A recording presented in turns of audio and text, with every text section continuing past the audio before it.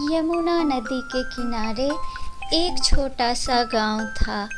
इस गांव में बहुत खुशहाली थी क्योंकि यहाँ पर सब आपस में मिलजुल कर रहते थे। इसी गांव में एक गंगाधर नाम का व्यक्ति भी रहता था। गंगाधर बहुत मेहनती और धार्मिक स्वभाव का व्यक्ति था। वह बिना पूजा पाठ किए खाना नहीं खाता था। वह अपने फसल का कुछ हिस्सा गरीबों में दान भी दिया करता था। वह रोज नदी में मछलियों को आटे का दाना डाला करता था। इसी गांव में बल्लू नाम का भी एक लड़का रहता था। वह बहुत ही शरारती था। वह गांव के लोगों को बहुत परेशान किया करता था। मोहल्ले के लोग सभी बल्लू से बहुत परेशान हो गए थे। तभी एक दिन उसकी माँ ने कहा, बेटा बल्लू, तुम कोई काम क्यों नहीं करता? क्यों लोग मोहल्ले के लोगों को परेशान करता रहता है? तुम्हारी वजह से सब मुझे ताने मारते हैं कि तुम्हारा बेटा ऐसा है। तो बल्लू कहता है, नहीं माँ, मुझे काम करना अच्छा नहीं लगता। मैं काम नहीं करूँगा। और मुझे किस चीज़ की कमी है जो मैं काम करूँ? अच्छा खाना, अच्छा कपड़ा है, फिर तुम्हें ये क्यों चाहिए कि मैं काम करूँ?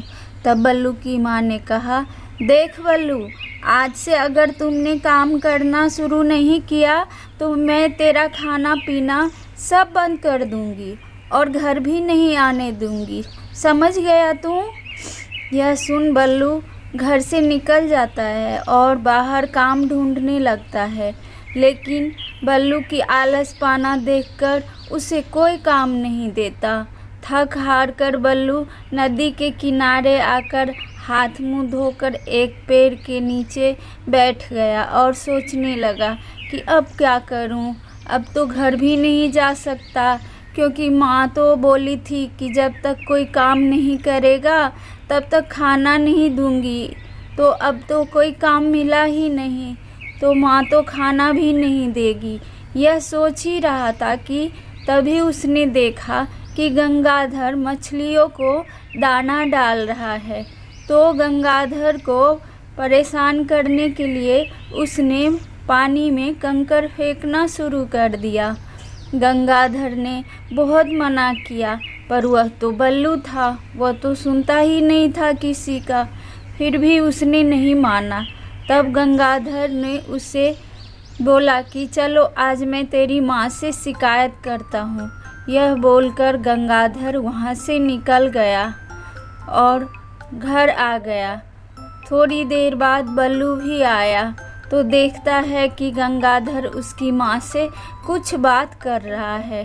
तो वह सोचने लगा कि शायद गंगाधर काका मेरी शिकायत कर रहे हैं। यह सोचकर वह रात भर सो गया।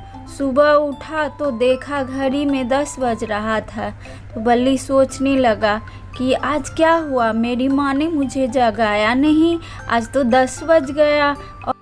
और वह अपनी माँ से कहा, माँ आज तुमने मुझे जगाया क्यों नहीं? आज तो 10 बज गया और मैं इतना देर तक सोता रहा। माँ ने उसकी बातों पर कोई ध्यान नहीं दिया और आगे बढ़ गई।